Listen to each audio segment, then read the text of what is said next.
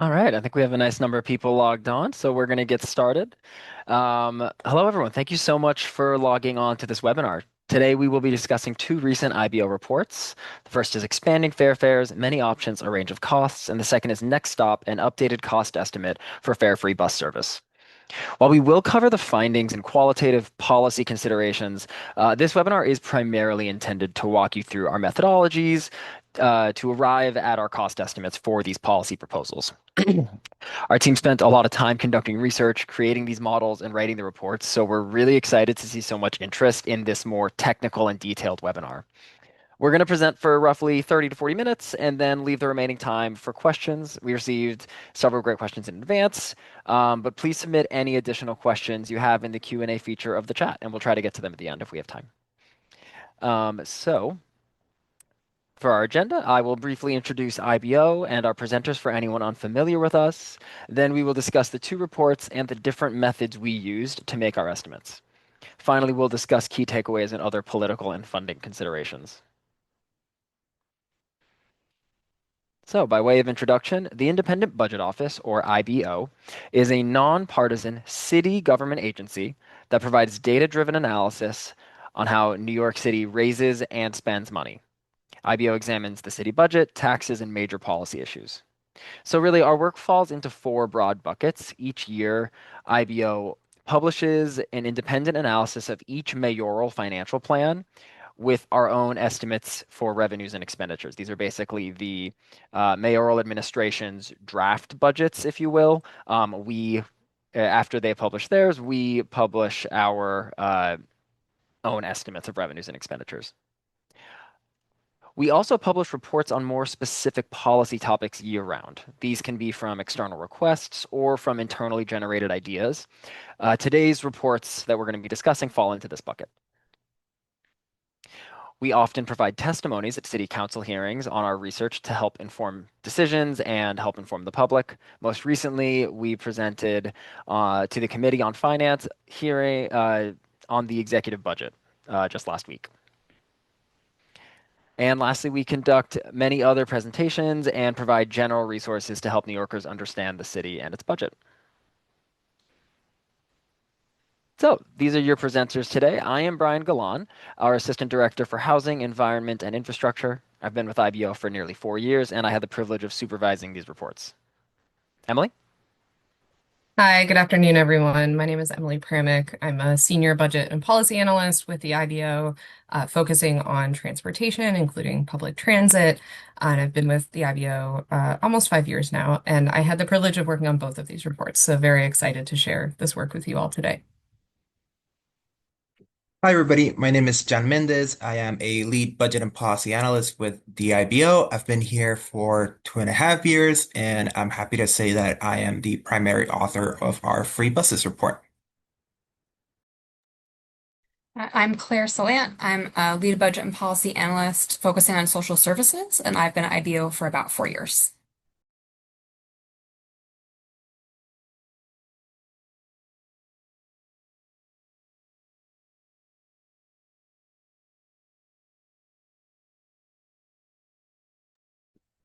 Great. And I am going to hand it off to Emily to get us started.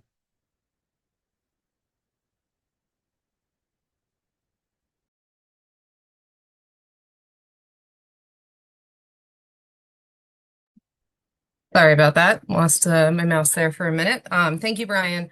So this year, as many of our attendees probably know, has seen a very active policy conversation around how to make transit more affordable for New Yorkers. And on the one hand, we have the mayor who's been proposing free buses universally for a good while now. On the other hand, we have some members of New York City Council, as well as transit advocates pushing to expand something called Fair Fares, which is the New York City's half price discount program for transit for low income New Yorkers. And then there are plenty of people who want to see both happen in some form. And so what IBO has done is estimated the cost of both of those proposals because we want to provide policymakers and the public with independent, nonpartisan cost estimates of both so that folks can make informed decisions. I want to say very, very emphatically, we do not take a position on which one is better for the city. They're not even mutually exclusive proposals. There may be a way to do some version of both, but it is really important to note some of the differences between them because they are very different approaches to affordability. So, fair fares and the expansion of fair fares would involve changing what is called a means tested program. It means it is a policy just for people at certain levels of income. You need to apply to take advantage of those benefits. You need to prove that income, among other criteria, whereas a sort of fare free bus proposal, as proposed by the mayor, would be universal. Anyone could participate, even those who don't technically need the discount. And so these two different designs really affect how we go about estimating costs. And so we will emphasize that throughout this presentation. We can go ahead to the next slide.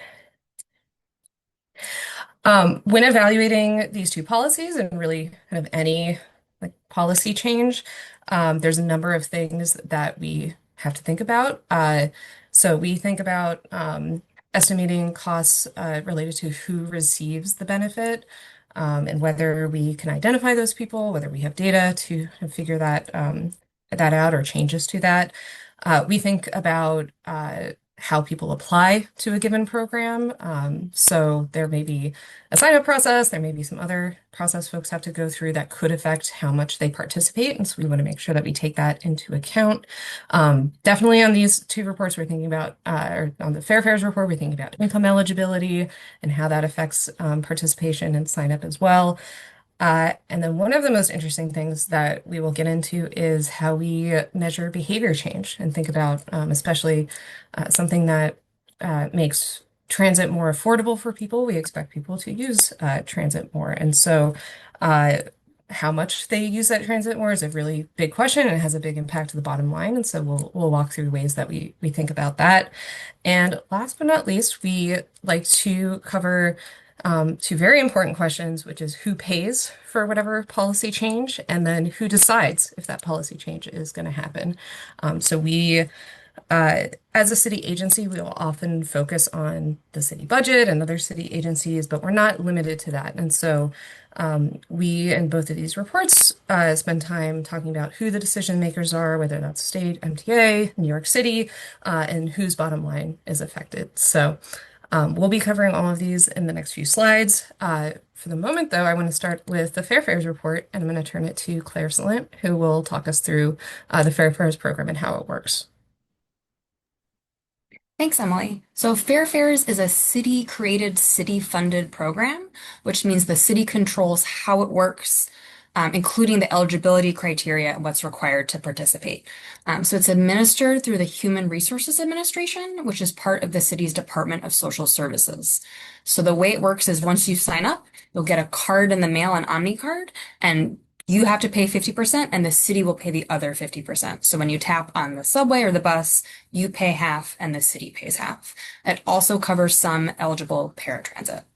So the current requirements are for adults who are between 18 and 64 and who have an income of 150% or less of the federal poverty level. So when it started in 2019, it was at 100% of the federal poverty level, and it's increased a few times, but it's still relatively low. So it's about $24,000 for a single individual or $49,500 for a household of four.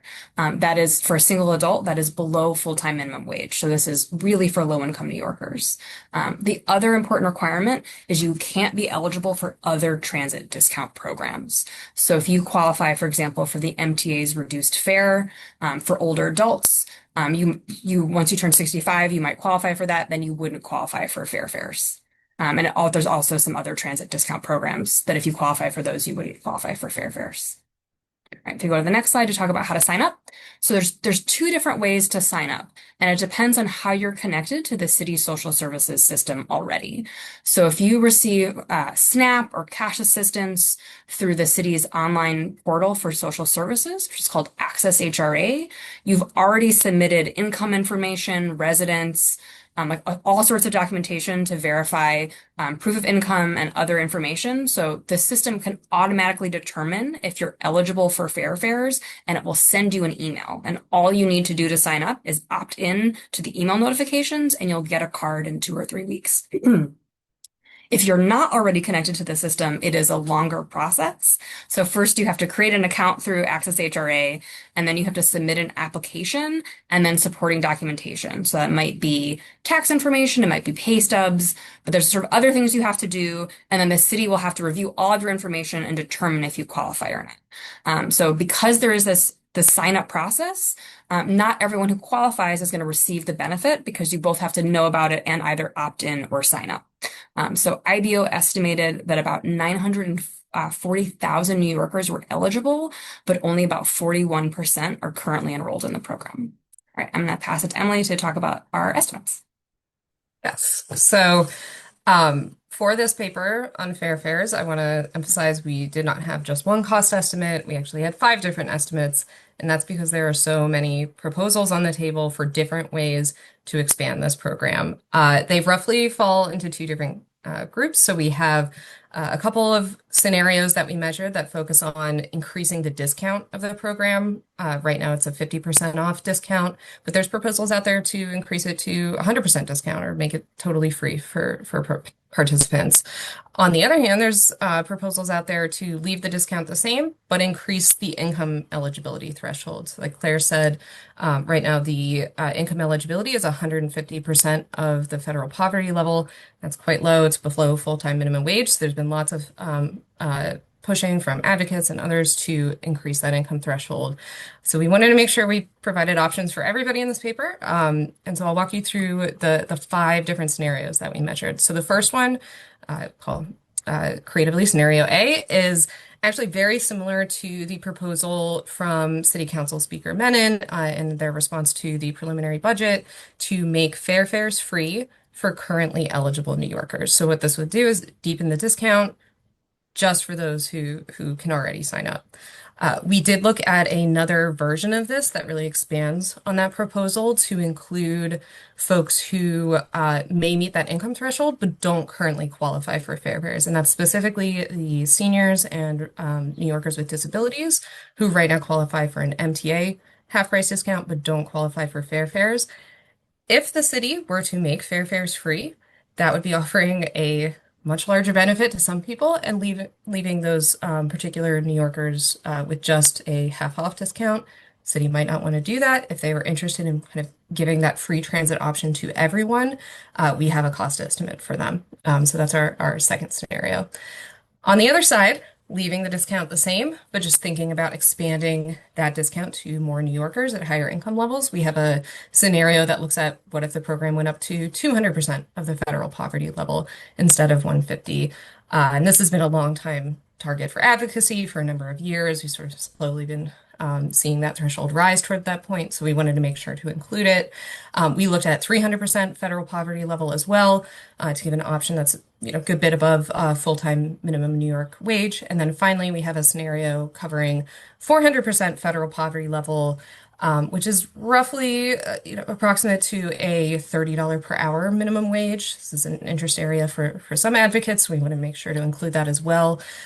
We've seen this spring proposals kind of falling in between the spectrum, 250%, 350. So we hope that these options that we've provided will give folks kind of a upper and lower bound on some of the estimates that they might be interested in.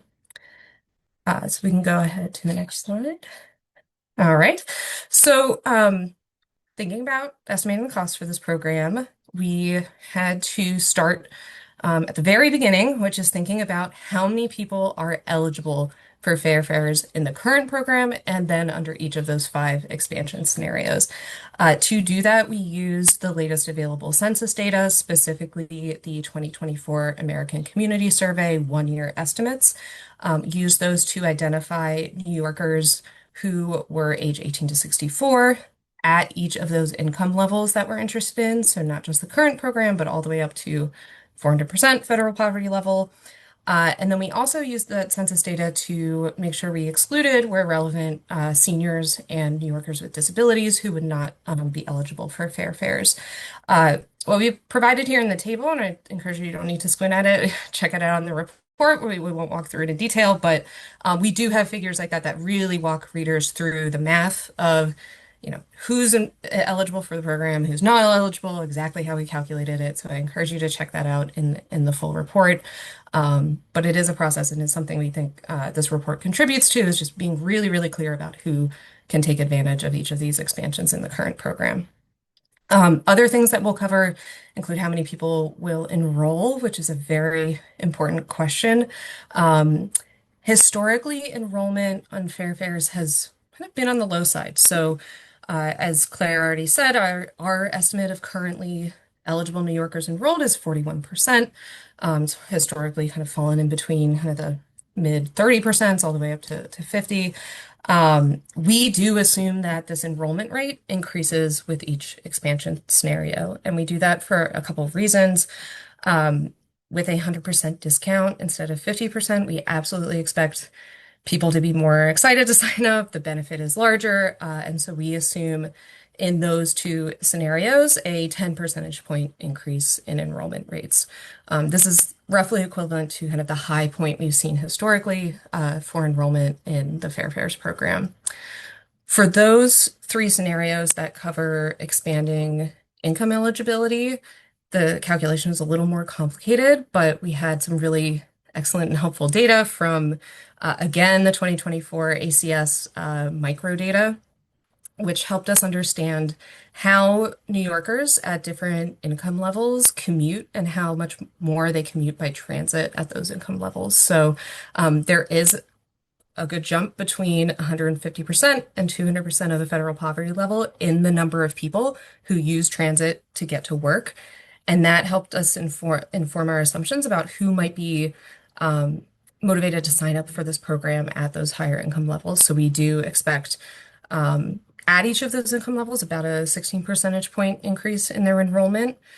We think about that population and the current population together to calculate an enrollment rate, and that's what we have here in the chart for you all. So we have in blue the total New Yorkers eligible in the current program, and then in each of the 5 scenarios. We have in purple our IBO estimates of the enrollment, how many people will choose to sign up. And then in the little white boxes is the estimated enrollment rate. So as we said already, 41% for the current program, and that grows all the way up to 52% for the highest income level expansion option.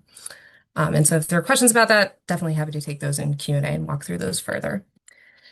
All right, so secondly, the really other big factor in kind of how much the city might be paying for an expansion of this program is how much people actually use the transit benefit once they're enrolled in the program.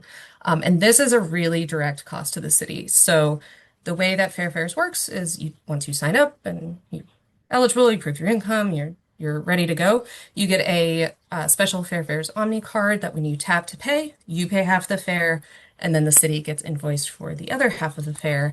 So every time you're tapping, with the exception of free transfers and things like MTA fare capping, the city is paying for part of that trip. And so it's really important to know how much participants are going to be tapping that card. Currently, the utilization of transit for the program is also lower than you might expect. We estimate using our own city financial data and enrollment data from HRA that riders are using just 2.8 trips per week on average in the Fair Fares program. And we do expect that to grow with each expansion scenario. So we assume for those with a 100% discount option, we assume a 25% increase in their transit use. That is actually drawn directly from the MTA free buses pilot, where they saw weekday use of the bus to increase by 30%. If you net out the overall system-wide growth, we end up at a 25% higher use of transit. And so we take that real-world result that we have from the New York City context and apply that here as we're thinking about the growth in Fair Fares transit use. For those scenarios that are about raising the income threshold, we do it a little bit differently. We think about, again, the increase in transit commuting that's happening at each of those income levels. And we think about how those folks might use transit differently than maybe somebody who isn't transit commuting. So we make an assumption that transit commuters in those new income groups would make 10 trips per week on their Fairfares Metro or Omni card, and everyone else will kind of continue at that current 2.8 trips per week that we see in the data. When you combine that together, you get a nice average at each of these expansion scenarios. And you can see in the table here some pretty big changes as you go from the current program all the way up to the highest expansion level. So we see that jump from 2.8 trips per week in the current program up another 1 to 2 trips per week in some of those income expansions that you see there on the right. All right. So, yeah, and actually, if you can go back to the previous slide 1 second, Brian.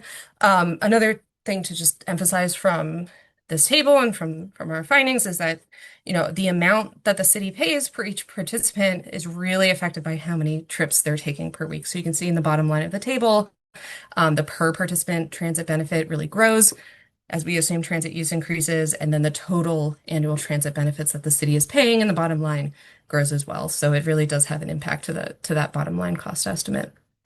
Okay, now we can keep going. All right, so what's the bottom line? Again, we have 5 different bottom lines for this program. Our estimates that you see in this bar chart are all for the additional cost to the city for each expansion over and above a current program baseline. So the idea is the numbers that you're seeing in the chart are what city council or other decision makers would need to add to the city budget in order to make that expansion happen.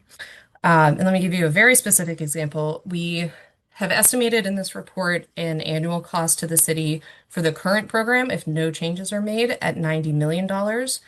If city council were to, want to make the program free for all New Yorkers currently eligible, they might pick scenario A here on the chart.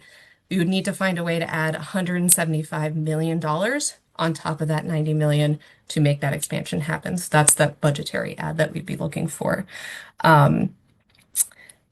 We can also see a couple things in the chart, just lining these scenarios up. For example, the first scenario of making the program free for currently eligible New Yorkers is twice the expense of expanding the program to 200% federal poverty level. So this we put these things side by side so that decision makers, policymakers, and the public can start seeing some of the cost trade-offs between these different options. We encourage folks to use it that way. It doesn't mean that one is wrong or bad or better than the other necessarily, but it does mean that the budget should reflect those differences if a particular option is chosen. So yeah, so that is our bottom line for Fairfares. I would say please check out our report for even more detail on these estimates. We have more information in there on things like administrative costs, which are kind of proportionally a small part of our estimate, but really interesting to dig into if you're interested in kind of how the program works at the city agency level.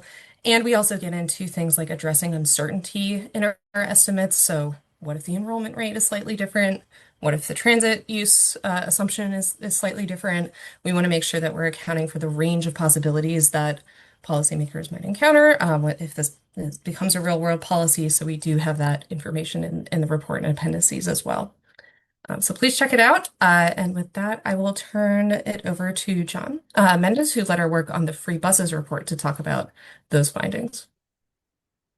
Thank you, Emily. And before I go on, I just want to remind folks that we do have a Q&A button at the bottom of your Zoom webpage. So if you have any questions, please feel free to jump in and ask those questions, and we'll be happy to answer them as we receive them.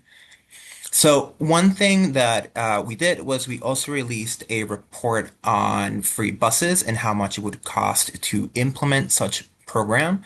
As Emily mentioned, one thing that's very important is the sort of difference in how people apply and receive benefits. So fair fares would be a means tested program, whereas the proposal for fare-free buses would be a completely universal program. And what this means is that folks would not have to apply or prove income or submit documentation. In the world that fare-free buses is made a reality, folks would just get into the bus and that's it. There is no sort of administrative process to it. So that is one thing that's very important when sort of looking at these two proposals. And for the purposes of this report, I just want to make two things that are important to highlight. One thing is that we estimated all of our costs based on a implementation date of January 1st, 2027. We're already halfway through 2026, so it would just make more sense to just start at 2027. We also use the latest available data from the MTA, and that is 2025 ridership and farebox revenue data. So this just makes our estimate a lot more accurate. So for the next slide, the next thing that I want to talk about is what did we consider to make our total net cost estimate of fare-free buses. This report is a follow-up or an update to a prior report that we did in 2023 that looked at answering the same question. However, this time around, we're using updated data. So we're using data from 2025, but we also are looking at a couple of more factors that we believe have an impact on the total net cost of fare-free buses. Now, I'm going to list them out really quick. We'll get into the details of them. But for costs, we're looking at sort of the big thing that people talk about, which is fare box revenue lost. But we're also looking at things like labor, maintenance, and capital expenses. We're looking at subway revenue lost. We're looking at paratransit revenue loss. But we're also looking at savings in areas in which the MTA could see some revenue. For example, fare-related enforcement and fare-related administration as well. We're going to get into the details of all of these in the next couple of slides, but these are all the things that we considered when doing our final estimate for this proposal. A couple of key assumptions that are important here to highlight for our report. We did bake in a 25% immediate increase in bus ridership as a result of fare-free buses. Right now, in 2025, there were around 450 million paid bus trips for that year. And what we're saying is that as a result of fare-free buses, more people will sort of see this benefit and want to take part of it and therefore ride the buses. These are all folks that before fare-free buses would either use a bike, walk, or just not take that trip. This is based on the fare-free bus pilot that the MTA did a couple of months ago, where they did see weekday ridership increase of 24% during the summer. So this is what we're sort of basing our analysis on. And then another key assumption is that we're assuming that all forms of bus service would be made fare-free. This includes sort of the traditional buses that we're all familiar with, the local, limited, and SBS buses, but also express buses, which are sort of the more commuter bus service, and they have a higher fare. So we're assuming that for the purposes of this report, all of them would be made fare-free. With all of that said, this is how our primary estimate looks. So the implementation of fare-free bus service is estimated, according to the IBO, to have a total net cost of around $1.1 billion starting in 2027. The biggest cost to this proposal is that lost fare box revenue from the buses. We're going to get a lot more into detail on this on the next slide, but this is sort of what people mostly talk about when they're talking about fare-free bus service and the cost of fare-free bus service. So we're going to get into a little bit more detail on that on the next slide. But also, this is followed up by labor, maintenance, and capital expenses. So these are the cost of hiring additional bus operators, hiring mechanics, increasing the amount of maintenance to the buses and the bus fleet as they serve more people and are out on the streets more and more, but also capital expenses. So the cost of actually buying new buses and putting them into service. This is all based on data that we have from the MTA and also their sort of operational guidelines as well. Another significant cost to fare-free buses is subway revenue loss. So specifically, what we're looking at here, and this was also based on data from the MTA fare-free bus pilot, is the amount of people that would choose to ride a free bus rather than a paid subway. This is sort of if you're thinking of a specific bus line that would be made free, that is sort of complementary to a subway line. This is sort of that transfer of somebody who's deciding to use the free bus rather than the paid subway. So this is a cost ultimately on the fares of the subway and therefore to the MTA as well. And then finally, another significant cost is paratransit revenue lost. So one thing that we have found during this discussion of fare-free bus service is that some folks expect paratransit service to have to be made fare free as a result of fare free buses due to the Americans with Disability Act. So we did include this cost here in our list of factors. Specifically, this is the expected revenue for 2027 on the MTA's own finances. So that's really what this is.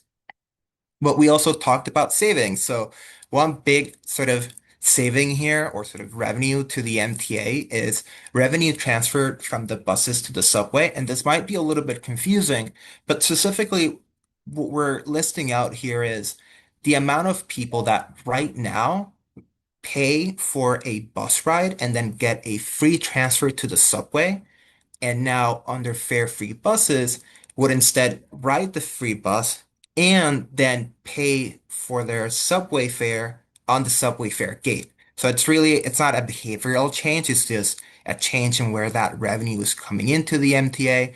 This is, of course, based on the idea that if you ride a free bus, you don't get a free transfer to the subway. And this is also guided by data that we have from the MTA's own travel survey as well. So that sort of saving would be around 131 million. And then finally, when talking about fare-free buses, if there's no fare, you don't need to enforce the fare, and therefore, the 32 million that we have here listed under fare-related enforcement savings, this is what we estimate the MTA would save from not having to have Eagle teams on the buses checking the fare. And then finally, the last 11 million is from fare-related administrative and infrastructure savings. So this means that the MTA will not have to maintain, operate, or install Omni machines on the buses, and therefore, this would be a relatively small saving, but a saving nonetheless on the MTA. All of that sort of brings our final total net cost to around $1.1 billion for 2027. Now we're going to talk a little bit about bus fare box revenue and how we reached that number. Um, so on the next slide, what we're looking at here is on purple, this is historical bus fare box revenue.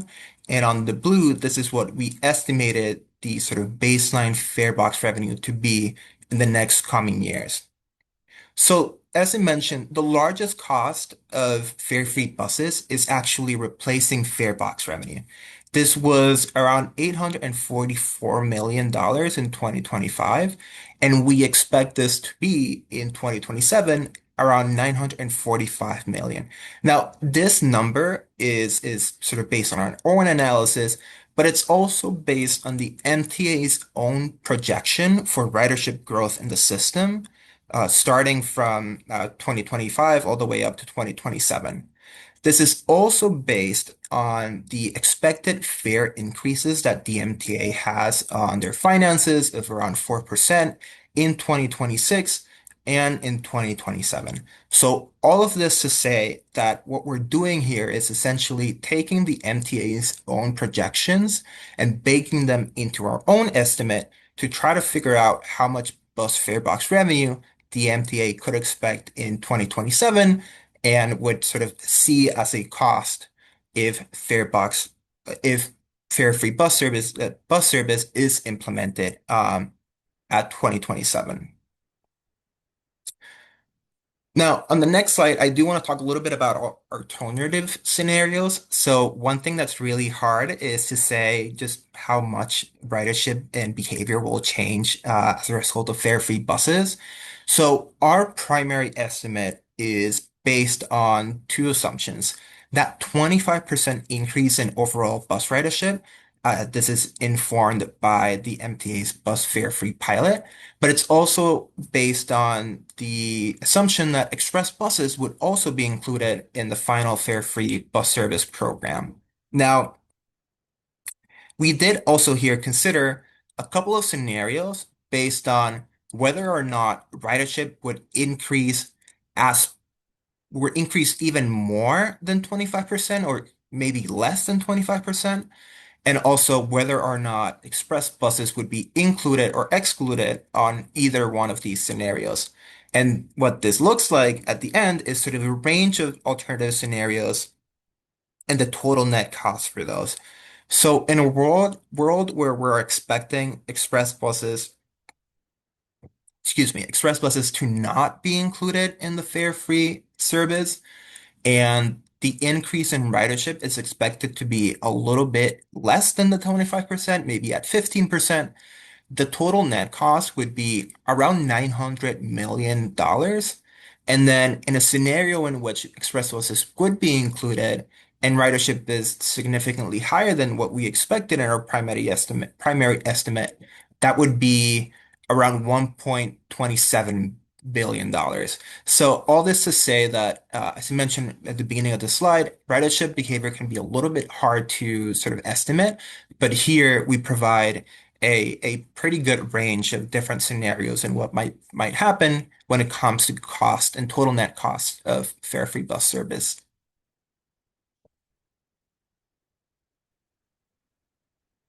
And then finally, a couple of other important considerations when sort of looking at these two programs.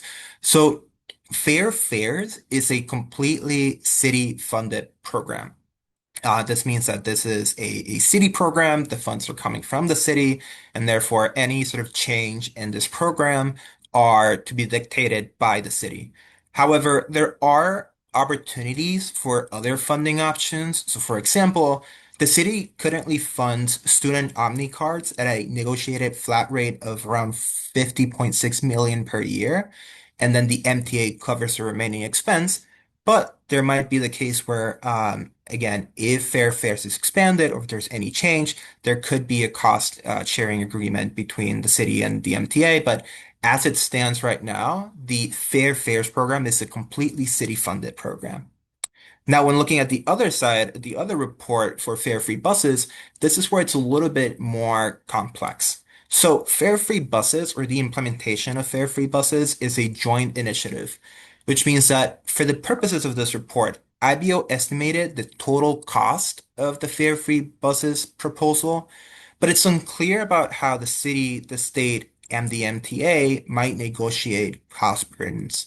So it might be the case that it's completely burdened by the city or there's some sort of agreement in between the three entities. But this is all unclear. And as far as IBO is concerned, what we did was we focused on the total net cost of what this proposal would essentially cost overall.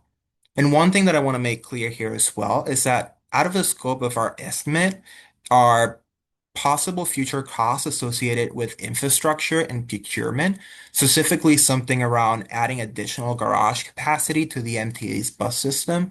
This is because we just don't have enough data here to make a informed assumption here.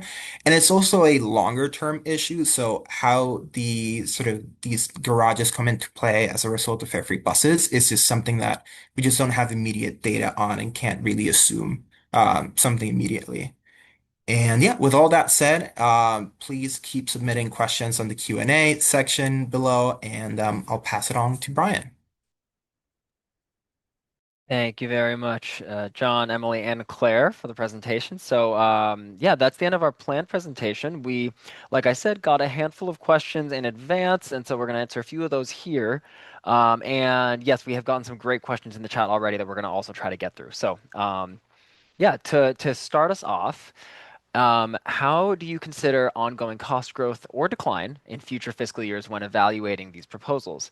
Emily, can I turn that one to you?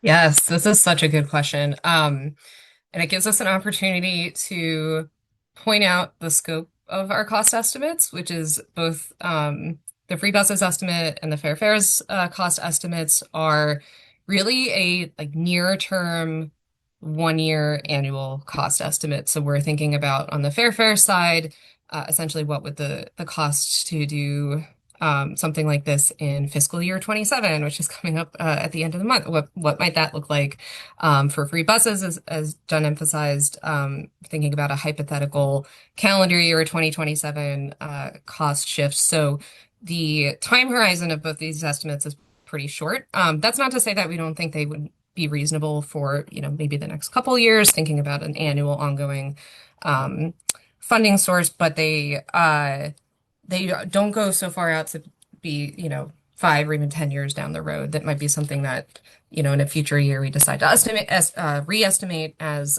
you get new information on things like ridership and fares change and other things like that. So we do kind of design these to be like refreshed on a regular basis. Um, that being said, we do look at trends when we're thinking about estimating costs, even for, a 1 year, like near-term period. For example, in fare fares, we looked at trends in that ridership that we talked about. We also looked at trends in city payments, especially on the administrative cost side, like what has the city been paying over the past few years to maintain IT for the program or to mail participants their Omni cards. Like there's ways that those factor into that near-term estimate so that we can be as accurate using, historical real expense data as possible. And for the free buses estimate, I'll emphasize we do incorporate, well, John said we use, 2025 trips and revenues. We do incorporate the MTA's own projections on ridership growth and fare changes into that forecast. So there is some of that attention to trends built into the estimate as well. So we think all of that taken together gives folks as accurate a picture of possible of, if we did this today or in the near term, what might it cost on an annual basis? But I love this question. It is thinking ahead in a way that's really interesting, and we may refresh these at some point to give you the latest again. Awesome. Thank you, Emily. Question two that we received in advance was why has the push been more about the cost of buses than subways? John, can I pass this one to you? Yeah, I can talk a little bit about this. So, when it comes to fair fares includes both the subway and the buses, so any sort of change in that would impact both. As far as I understand, the current proposal is to make buses fare free, not really the subways. And I think this is more so of a political discussion, but I do believe that it's sort of easier to implement. The scale of the bus service is significantly smaller than the scale of just in how much people are served than the subways.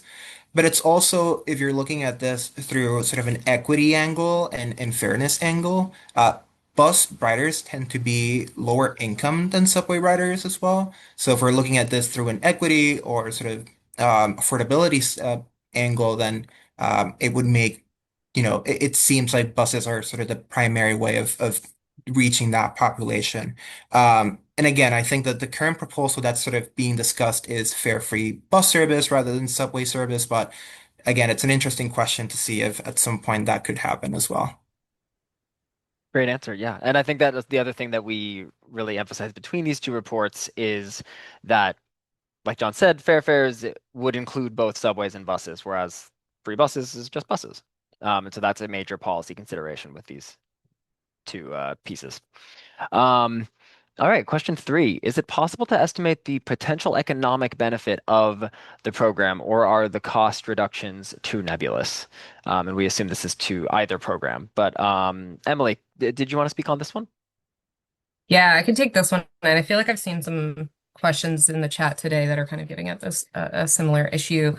I love this question. This is a really important question. IBO, I want to say at the start though, IBO conducted a cost analysis, we did not conduct a benefit analysis. So we sort of have half of that cost benefit equation happening in these papers. The purpose of the cost estimate is to help those folks who are, deciding what the budget ad looks like, or thinking about the finances of the MTA. Those folks make an informed decision on cost, but folks are absolutely right. We do not get into things like the economic benefits of expanded fare fares or a free buses program, and that's an important part of the story, and it's something that if I'd love to see research on it. I think that would be a really good contribution to the conversation. Um, I wouldn't say the cost reductions are too nebulous to think about. It's just the kind of research that would be, um, it would just take some serious analysis to do. You'd have to think about kind of who has standing to benefit from these programs. Is it just New York City residents, or is something you're thinking about the whole, MTA metro region, or even, the tri-state economy? You have to make those kinds of choices. You'd have to think about what kind of benefits that you're measuring as people travel more potentially. Are you thinking about things like time savings or costs? Are you thinking about environmental benefits of folks maybe switching to transit? So there's lots to get into. It's not part of our report.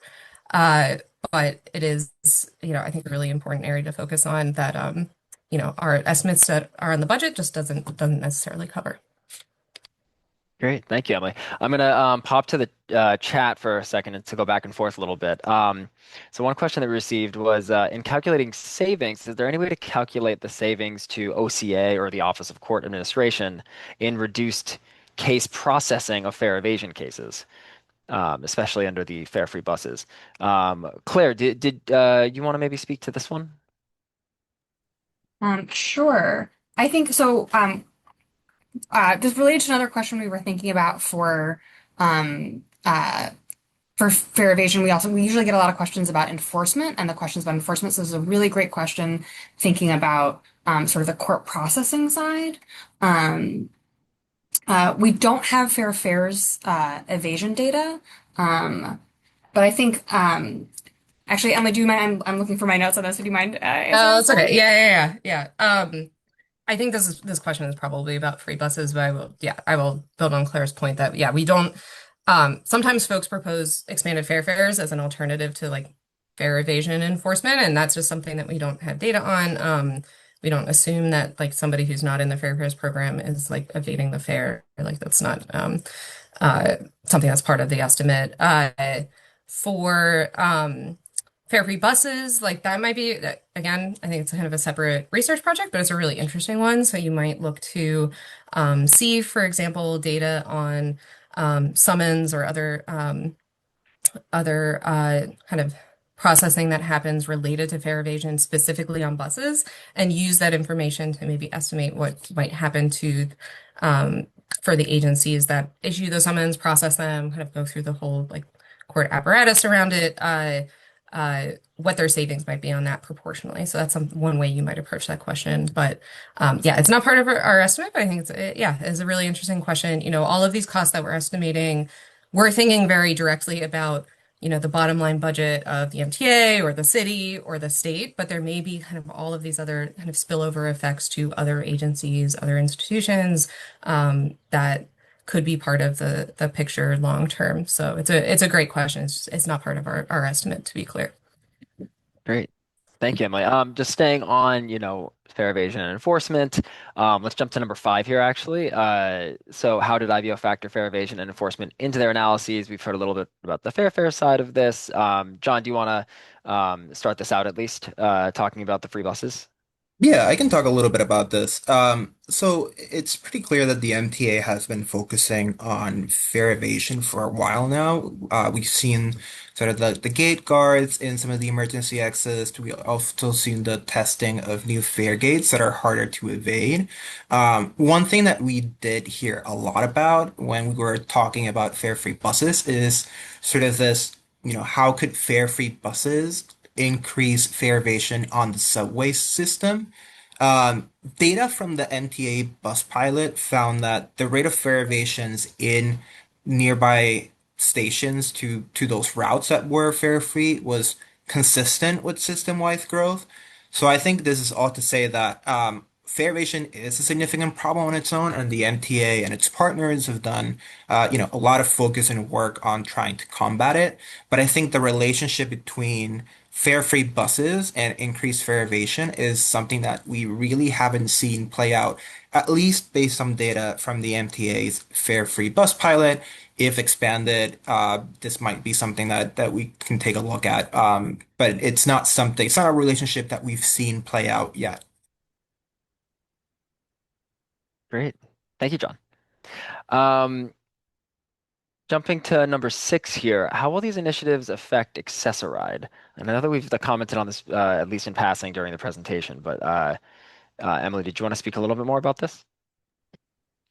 Yes, I can speak to this. Great question. Both reports do take into account accessoride in some form, because both of these policies absolutely interact with the paratransit system. On the Fairfares side, as a program, Fairfares actually includes accessoride. If you qualify for Accessoride and you meet the income level and age criteria for Fairfares, you can sign up for Fairfares and get a half-priced Accessoride trip. So there are already people who use Accessoride who are included in Fairfares, and we make sure to include them in our eligible population estimates as well. But it's important to note that seniors don't qualify, and so there is sort of this age difference where even if you are an accessoride, once you age out of the Fairfares discount, like that is not a program that's available to you anymore. Scenario B of our Fairfares analysis would include those accessoride riders who are over 65, so they are kind of included in that population. And there have been some separate calls to kind of change the way that Fairfares and the discount programs interact with accessory rides, but we don't measure that directly. For free buses, the estimate also directly includes accessory because of that policy that John mentioned, where if the buses are made free, it may be the case that accessory trips also need to be made free. Under the ADA paratransit trips, the cost of a paratransit fare is capped at twice that of the prevailing local transit fare. So if transit fares become zero for the fixed route system, the argument is that then 2 times 0 needs to be 0 as well for accessoride. And so we do take into account the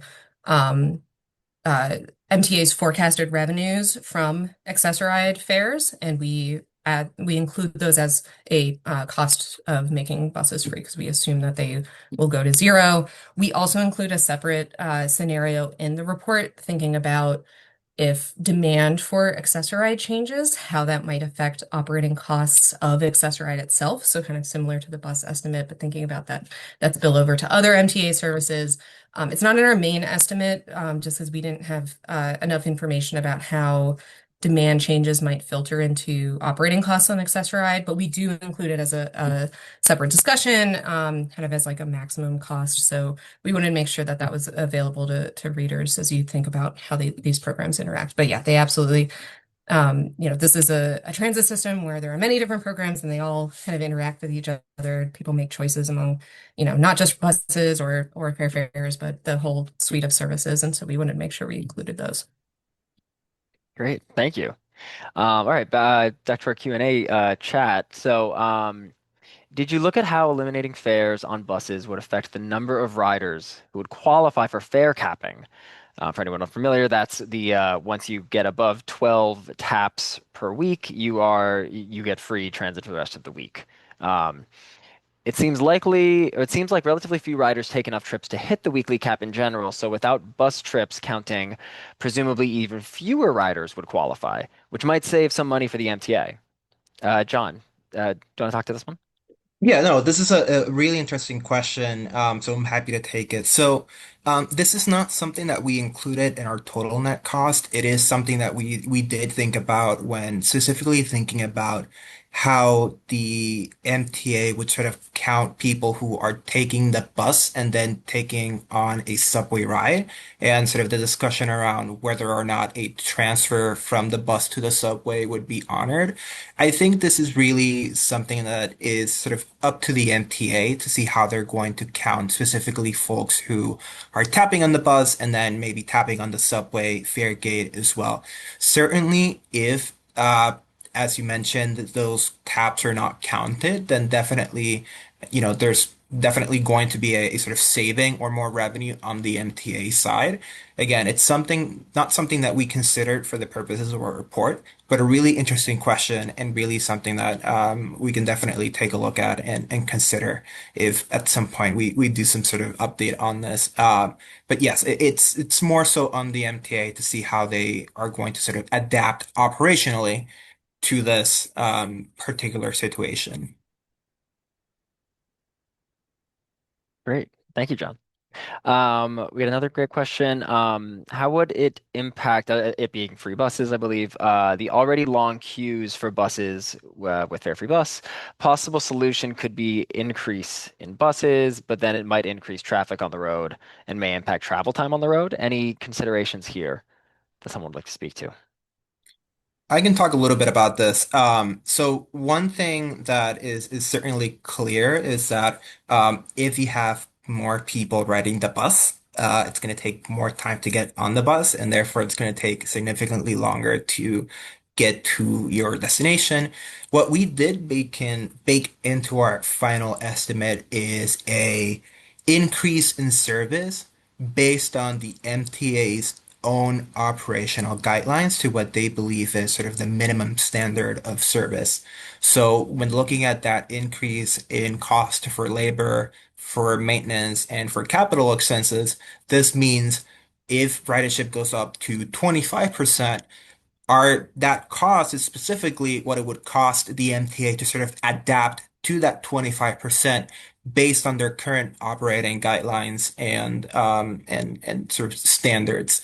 So one possible solution is definitely increasing the amount of buses, which is what we have baked into the system.